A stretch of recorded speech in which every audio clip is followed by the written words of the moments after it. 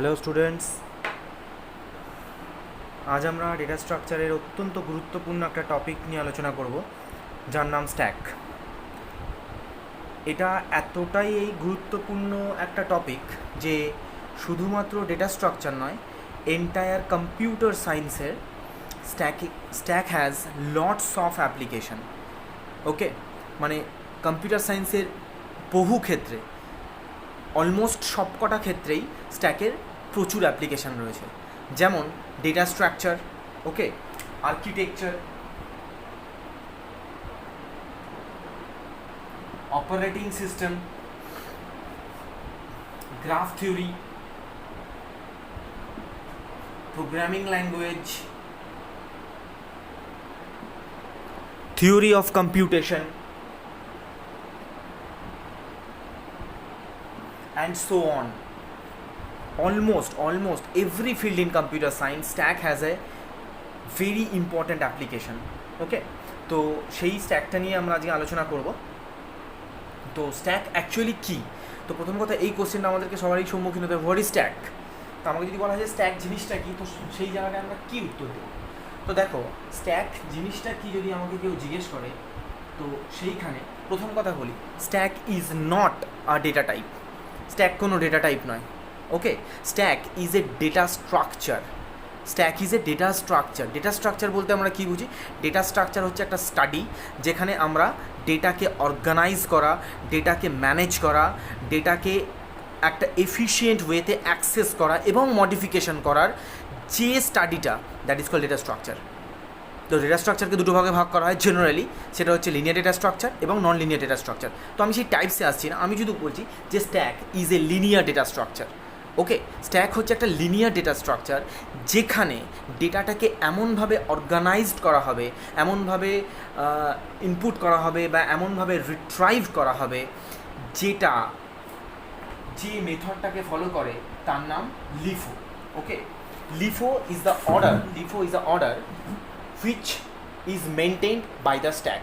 মানে ডেটার ইনপুট এবং ডেটার আউটপুট, ডেটার ইনসারশন এবং ডেটা রিট্রাইভাল, এই লিফো অর্ডারটা মেনে হবে। লিফো মানে last in first out. Actually data স্ট্রাকচারে ডেটাকে অর্গানাইজ করা মানে আমি ডেটাটাকে কীভাবে ইনপুট করব, ডেটাটাকে কীভাবে রিট্রাইভ করব এবং ডেটাটা কীভাবে মেমোরিতে অর্গানাইজড হবে, সেটাই হচ্ছে বেসিক্যালি ডেটা স্ট্রাকচার। সেই অনুযায়ী ডেটা স্ট্রাকচারকে ভাগ করা হয়েছে।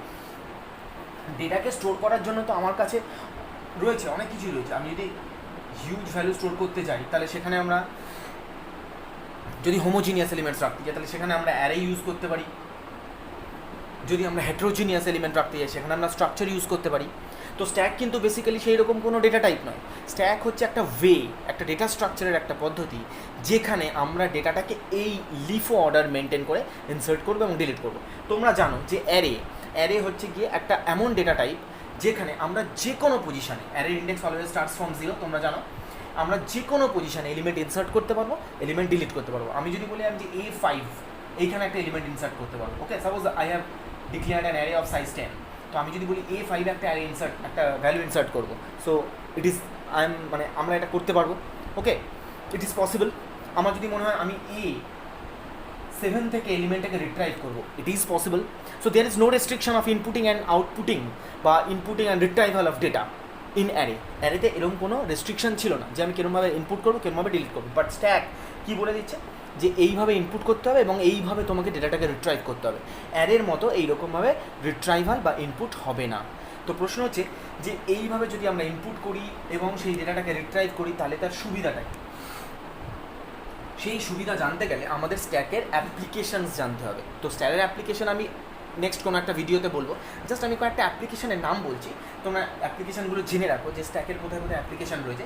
যেমন expression, obviously arithmetic expression, arithmetic expression, conversion. Expression কি সেটা আমি পরে তোমাদেরকে বলবো। এক্সপ্রেশন কনভার্সন, এক্সপ্রেশন ইভালুয়েশন,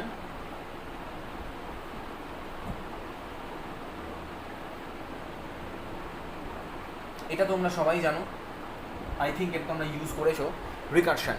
ওকে, নেক্সট গ্রাফ ট্রাভার্সাল, গ্রাফ থিওরিতে আমরা বিভিন্ন রকম ট্রাভার্সাল পড়বো, যেমন বিএফএস ডিএফএস, তো সেখানে দেখবো আমরা application of stack. Next parse tree generation,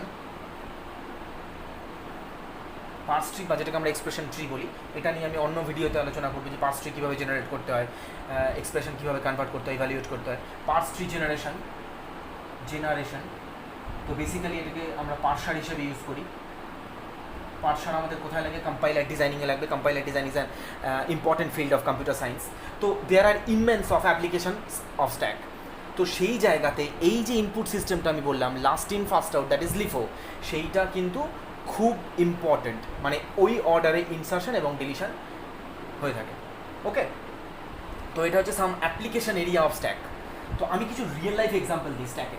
ধরো আমরা কোনো বিয়ে বাড়িতে বা কোনো অনুষ্ঠান বাড়িতে নিমন্ত্রণতে গেছি, তো সেখানে যখন আমরা খেতে যাই, তো সেখানে আমরা দেখে থাকি যে সেখানে কিছু প্লেটস রাখা থাকে। ওকে, সেখানে কিছু প্লেটস রাখা থাকে। তো আমরা যদি একটু দেখি যে আমরা কোন প্লেটটাকে আগে রিট্রাইভ করি, আমরা সেই প্লেটটাকে আগে রিট্রাইভ করি যে প্লেটটাকে লাস্টে রাখা হয়েছে এইখানটায়। আমরা সবার প্রথমে এসে ফার্স্ট প্লেটটাকে তুলি, তাহলে এই প্লেটটা হচ্ছে সেই প্লেট যেটা নাকি সবার লাস্টে রাখা হয়েছিল।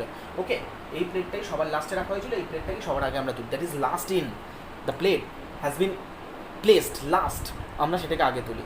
ওকে, it's an real life example.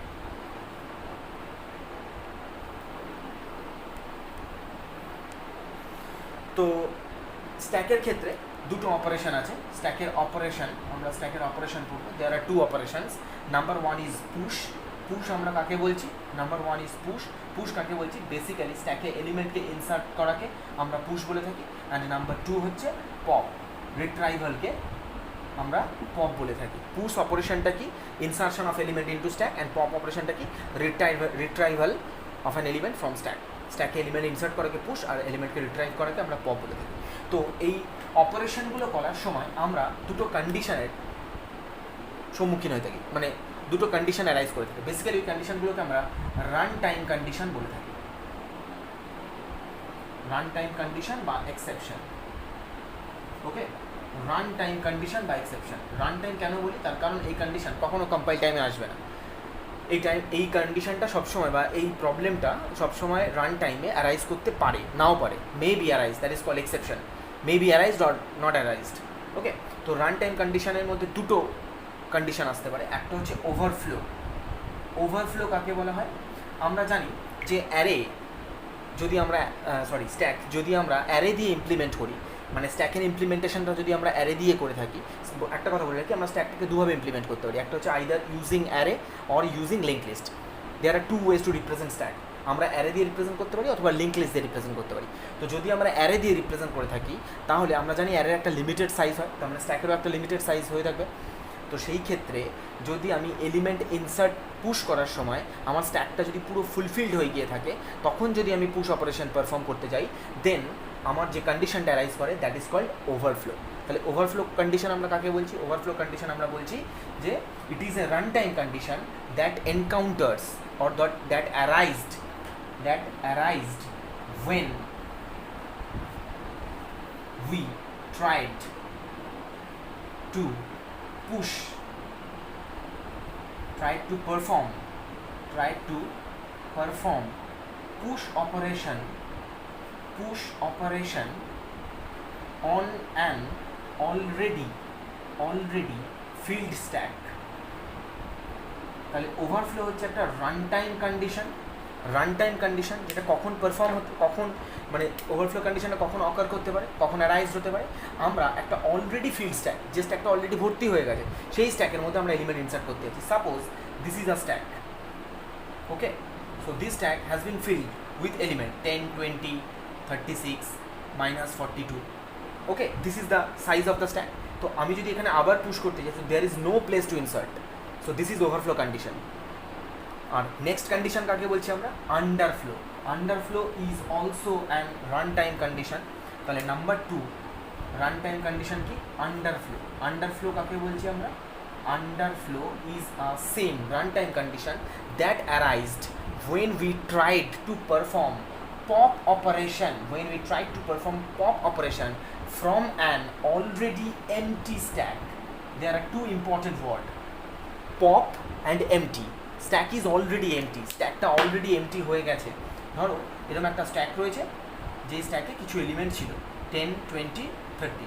তো আমি ফার্স্টে পপ পারফর্ম করে 30কে ডিলিট করেছি, দেন 20কে ডিলিট করেছি, দেন 10কে ডিলিট করেছি। তো আমি যদি আবার ডিলিট পারফর্ম করতে যাই, তো there is no element in the stack, তাহলে এটা একটা আনসাকসেসফুল পারফর্ম হবে, অপারেশন হবে। তো সেই অপারেশনকে বলা হচ্ছে আন্ডারফ্লো। তাহলে আন্ডারফ্লো কখন হয়? যখন আমি একটা অলরেডি এমটি স্ট্যাক থেকে কোনো এলিমেন্টকে পপ করতে যাই, ঠিক আছে? তাহলে আমরা পুশ করছি, দেন আমরা পপ করছি। তাহলে তোমরা ভালো করে দেখো, আমরা যখন পুশ করছি, সাপোজ আমি 10 পুশ করেছি, তো 10 উইল বি প্লেসড হেয়ার, দেন আমি 20 প্লেসড করেছি, 20 উইল বি প্লেসড হেয়ার, দেন আমি 40 পুশ করেছি, দেন 40 উইল বি প্লেসড হেয়ার। এবার আমি যদি পপ করতে যাই, তোমাদেরকে আমি একটু আগে বললাম pop last in first out, তো এখানে লাস্ট এলিমেন্ট কোনটা এসছে? 40, তাহলে পপ হবে প্রথমে 40, দেন কোন এলিমেন্টটা হবে? 20, দেন 20, দেন কোন এলিমেন্টটা হবে? 10, 10। ওকে, তো লাস্ট ইন যে এলিমেন্টটা লাস্টে এসছে তাদের পপ হওয়ার অর্ডারটাও ঠিক তাই, 40, 20, 10। ওকে, তো আমরা যদি এইখানটা একটুখানি বুঝে দেখি, তাহলে আমরা যদি পুশ করতে যাই, এই যদি আমাদের স্ট্যাক হয়, ধরুন এটা আমাদের স্ট্যাক, আমরা জানি। আচ্ছা, একটা কথা বলে দিই, আমরা স্ট্যাকটা যেহেতু অ্যারে দিয়ে ইমপ্লিমেন্ট করছি, এই কথাটা একটু তোমরা জেনে রাখো, array is home of stack, array is called home of stack. Okay, এই কথাটা অনেক জায়গায় দেখবে ইউজড হয়। মানে অ্যারেটাকে কী বলা হয় স্ট্যাকের ক্ষেত্রে? Array is called home of stack, because to implement array, implement stack, আমরা স্ট্যাকটাকে ইমপ্লিমেন্ট করার জন্য অ্যারের হেল্প নিচ্ছি। ওকে, আমি অ্যারেকে বললাম যে জাস্ট তোমার স্ট্রাকচারটাকে দরকার, ইনসারশন আর ডিলিশন আমার ওয়েতেই হবে।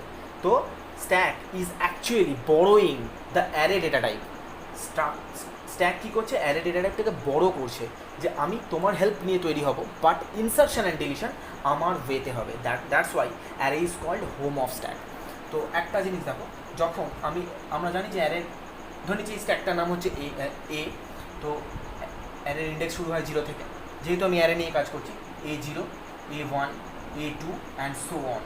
তো আমরা যখন পুশ অপারেশন পারফর্ম করতে যাব, তখন আমি ধরো ফার্স্ট এলিমেন্ট 10 ইনসার্ট করলাম, তারপরে 20 ইনসার্ট করলাম, এইবার যখন আমি 30 ইনসার্ট করতে যাব, তাহলে আমার কোন এলিমেন্টটার পজিশনটা দরকার? বেসিক্যালি সবাই বলে আমাদের এই পজিশনটা দরকার। তো এই পজিশনটা আমি জানবো কী করে? এই পজিশনে তো কোনো এলিমেন্ট নেই, তাহলে আমার এই এলিমেন্টের পজিশনটাকে দরকার।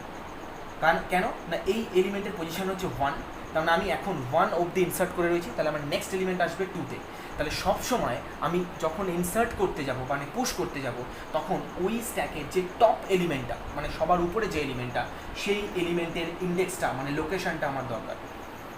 বিকজ ওই এলিমেন্ট অবধি ইনসার্ট হয়েছে, ওই ইন্ডেক্স অবধি ইনসার্ট হয়েছে, তারপরের ইন্ডেক্সে গিয়ে ইনসার্ট হবে। তাহলে আমি যখন পুশ করতে যাব, top is pointing 20, actually top 20কে ধরে নিই, টপ ধরে রেখেছি এর ইন্ডেক্সটাকে, মানে 1কে, ঠিক আছে? Top is pointing to 20, that means এর ইন্ডেক্সটা 1। তো আমি এখানে করব top is equal to top plus 1, মানে টপটাকে এক ইনক্রিমেন্ট করব, তাতে টপ কত হয়ে গেল? 2। Now top is pointing to this position, this is an empty position, তো সেই পজিশনটাকে আমি এলিমেন্টটাকে ইনসার্ট করব। So a top is equal to item, suppose item হচ্ছে কি যে এলিমেন্টটা আমি ইনসার্ট করতে চাইছি। ওকে, তো যে এলিমেন্ট ধরো আইটেমে সাপোজ 40 রয়েছে, তো এইখানটা 40 ইনসার্ট হয়ে যাবে। ওকে, তাহলে টপ সবসময় পয়েন্ট করে রাখবে টপ অফ দ্য এলিমেন্টকে। এবার তোমরা যদি বলো, যদি আমরা পপ করতে যাই, তখনও কি আমাদের টপ হেল্প করবে? অবভিয়াসলি, আমরা যখন পপ করতে যাচ্ছি তখনও আমাদের টপ হেল্প করবে। কীভাবে হেল্প করবে? দেখো, যখন আমি 40টাকে রিট্রাইভ করব, তো I will take this value into a variable that is A of top. দেখো টপ কোথায় পয়েন্ট করে রয়েছে? 2তে, দ্যাট মিনস 40টাকে আমি রিট্রাইভ করে এক্সে রাখলাম। এইবার দ্যাট মিনস এই এলিমেন্টটাকে আমি বেসিক্যালি মুছে ফেললাম। আমি একটা কথা বলে দিই, মুছে ফেললাম আমরা, মানে ডিলিট করলে আমি কথাটা আমরা বলছি না কেন, কারণ মেমোরি থেকে আমি ডিলিট অপারেশন করতে পারবো না, কারণ এখানে মেমোরি বলতে আমরা র্যামের কথা বোঝাচ্ছি। তো র্যামকে তো আমরা ম্যানুয়ালি অ্যাক্সেস করতে পারি না, তো এখানে মুছে আমরা ফেলতে পারবো না, বেসিক্যালি এটা ওভাররাইট হবে। তো আমরা ধরে নিচ্ছি এখানে 40টা নেই, এটা জাস্ট আমাদেরকে ইমাজিন করে নিতে হবে। 40টা নেই মানে টপকে আমার কোথায় আসা দরকার? এবার ঠিক তার নিচের এলিমেন্ট, মানে এখানে 40টা আছে, কিন্তু আমি টপটা দিয়ে এমনভাবে সেটাকে রিট্রাইভ করবো যে মনে হবে 40 ইজ নট হেয়ার, কারণ 40টা ওভাররাইট হয়ে যাবে তারপরে। তাহলে আমরা কী করবো? Top is equal to top -1, তাহলে টপ ছিল 2 থেকে 1 - 1 1, তাহলে top is now pointing to the location 1 that is 20 which is the top of the element. তাহলে আমি যখন পপ করতে যাব প্রথমে এলিমেন্টটাকে রিট্রাইভ করে নেব কোনো একটা ভেরিয়েবলের মধ্যে, দেন আমি টপটাকে 1 মাইনাস করবো। This is the main funda of pop. Okay, তাহলে এবার আমি যদি তোমাদেরকে পুশ আর পপে প্রোগ্রামিংটা দেখাই, তাহলে সেই জায়গাটা দেখো তোমরা পুশ আর পপের প্রোগ্রামিংটা কীরকম হবে। আমি যত প্রোগ্রামিং তোমাদেরকে দেখাবো সমস্ত কিন্তু শুধু ফাংশন দিয়ে, এবং ফাংশনগুলো কল বাই রেফারেন্স হবে।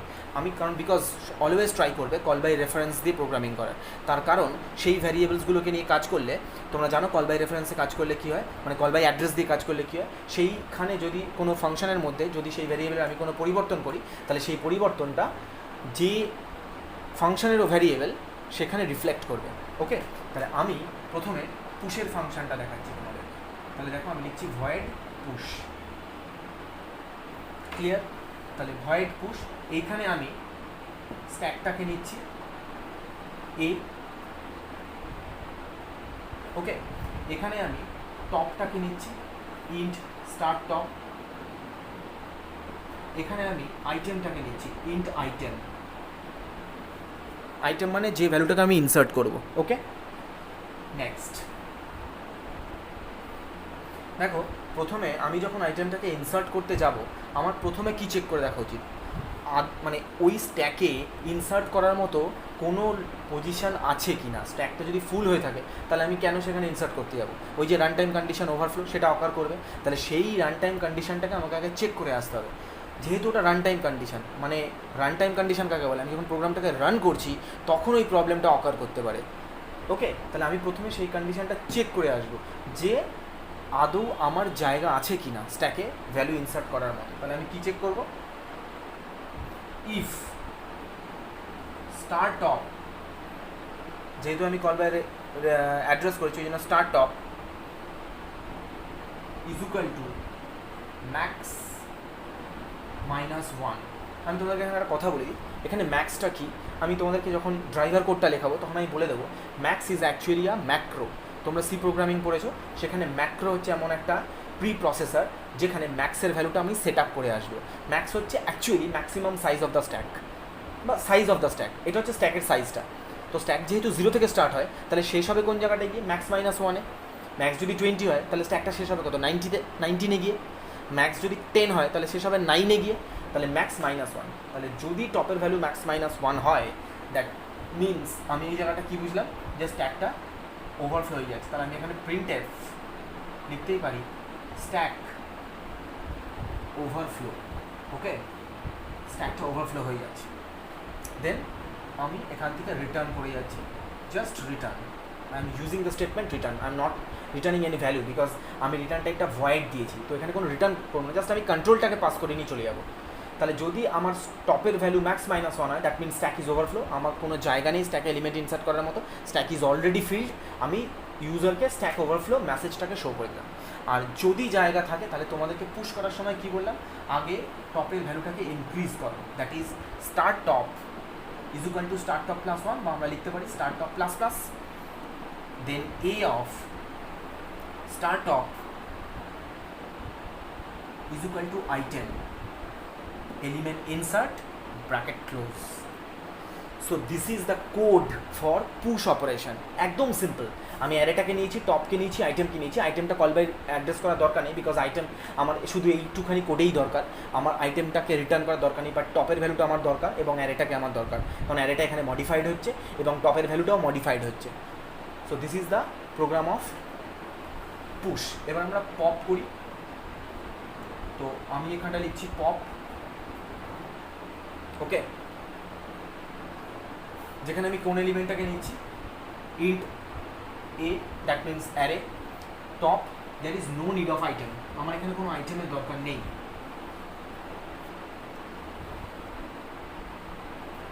ওকে, আমার এখানে কোনো আইটেমের দরকার নেই। এইবার কারণ আমি এখানে কোনো আইটেম ইনসার্ট করতে আসছি না, এইবার তোমরা একটু লক্ষ্য করে দেখো, আমি যখন পপ করতে যাব তখন আমি কি চেক করব, রান টাইম কন্ডিশন, স্ট্যাকটা আন্ডারফ্লো হয়েছে কিনা। তো স্ট্যাকটা সবসময় কোথা থেকে স্টার্ট হচ্ছে, 0 থেকে। ওকে, তা স্ট্যাক যদি 0 থেকে স্টার্ট হয়, যখন লাস্ট এলিমেন্টটাও রিমুভড হয়ে যাবে, ধরুন লাস্ট এলিমেন্টটাও রিমুভ হয়ে যাবে, তখন টপটা কোথায় আসার কথা? টপটা ছিল 0-তে, তখন লাস্ট এলিমেন্টে যখন রিমুভ হয়ে গেল তাহলে টপটা আসার কোথায়? -1, বিকজ টপটা মাইনাস হবে এভরি টাইম। তাহলে টপের ভ্যালু -1 মানে দ্য স্ট্যাক ইজ এমটি। তখন আমি যদি কোনো পপ অপারেশন করি, এটা একটা আনসাকসেসফুল অপারেশন হবে, তাহলে start top is equal two -1। ওকে, তাহলে টপের ভ্যালু যদি -1 হয়, দেন আমি কি প্রিন্ট করছি? Print stack underflow. Okay, print stack underflow. স্ট্যাকটা আন্ডারফ্লো হয়ে গেছে। নেক্সট, আমি যদি আন্ডারফ্লো না হয় দ্যাট মিনস অন্তত একটা হলেও এলিমেন্ট রয়েছে, তাহলে সেই এলিমেন্টটা মানে টপ যেখানে পয়েন্ট করে রয়েছে, তো সেই এলিমেন্টটাকে আমি এক্সের মধ্যে নিয়ে নেব। তাহলে আমি লিখছি x is equal two A of star top. তাহলে আমি টপ থেকে এলিমেন্টটাকে এক্সের মধ্যে নিয়ে নিলাম, দ্যাট ইজ 20 এক্সের মধ্যে চলে এলো। তাহলে 20টা এখান থেকে রিট্রাইভ করা হয়ে গেল। তাহলে এবার টপের ভ্যালু কত হওয়া দরকার? That is top star top 0-তে পয়েন্ট করছিল, এখানে আর কোনো এলিমেন্ট নেই, তাহলে টপ কোথায় পয়েন্ট করা উচিত? -1, that is star top minus. Okay, আর যদি যখন আমি রিট্রাইভ করেছি তাহলে আমি সেই ভ্যালুটাকে রিটার্ন করতে পারি, দ্যাট ইজ রিটার্ন এক্স। তাহলে দেখো এই প্রোগ্রামটা করতে গিয়ে আমার এক্স বলে একটা ভেরিয়েবল লাগছে, তাহলে সেই ভেরিয়েবলটাকে আমি এখানে ডিক্লেয়ার করে আসবো ইন্ট এক্স। ওকে, ইন্ট এক্স, ঠিক আছে। এইবার আমি তোমাদেরকে একটা কথা বলি।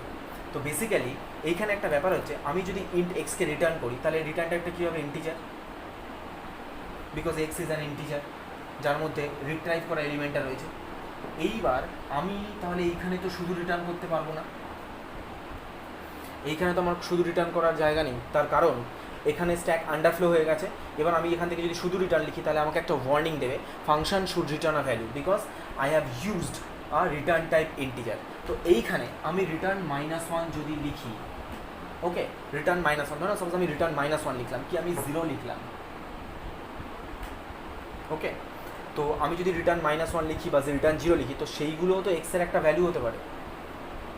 ওকে, সেই ভ্যালুও কিন্তু এক্সের একটা ভ্যালু হতে পারে। তো এইটা তোমরা একটু লক্ষ্য করে নেবে যে এক্সের ভ্যালুও তো মানে স্ট্যাকের মধ্যেও তো আমি -1ও রাখতে পারি।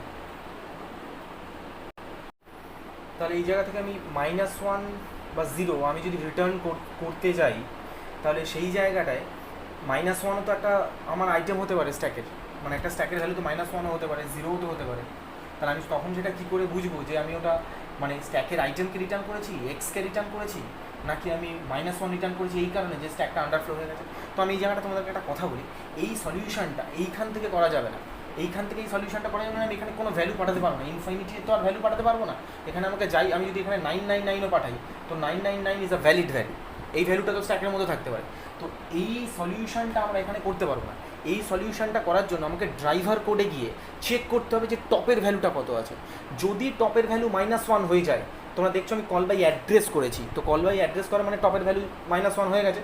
তো আমি টপের ভ্যালু যদি -1 হয়ে যায় দেন সেটা আন্ডারফ্লো, আর টপের ভ্যালু যদি -1 না হয় দেন এই রিটার্ন ভ্যালুটাকে নিয়ে আমি কাজ করব। তাহলে আমি এখান থেকে রিটার্ন যা খুশি করতে পারি, that is not important.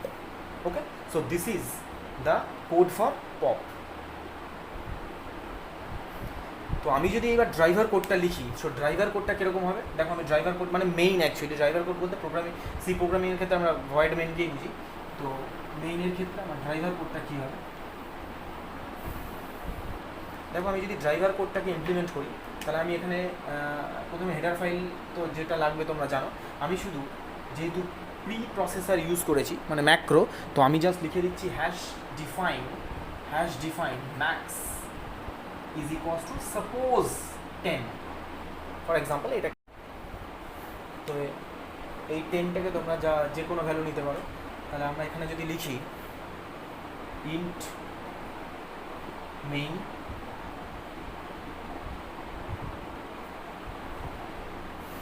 here I am declaring a stack int a or s যা খুশি, the size of the stack is max, then top is equal to -1. Okay, then item. তো এখানে আমি একটা জাস্ট আর একটা ভ্যারিয়েবল নিচ্ছি choice, because আমরা এটা সুইচ কেস দিয়ে ইমপ্লিমেন্ট করবো, so that is called choice. Okay, তো আমরা এই জায়গাটায় কী লিখবো যে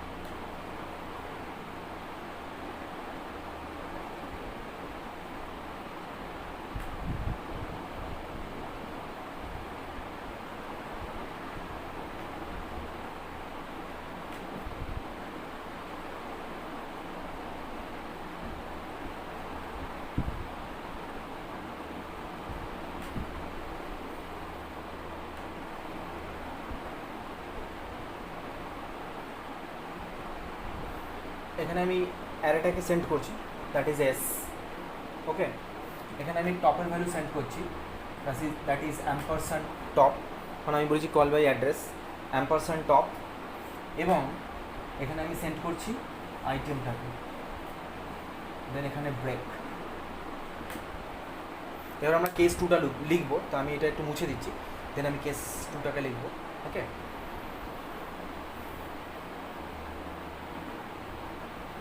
তো আমার কেস টুটা অবভিয়াসলি হবে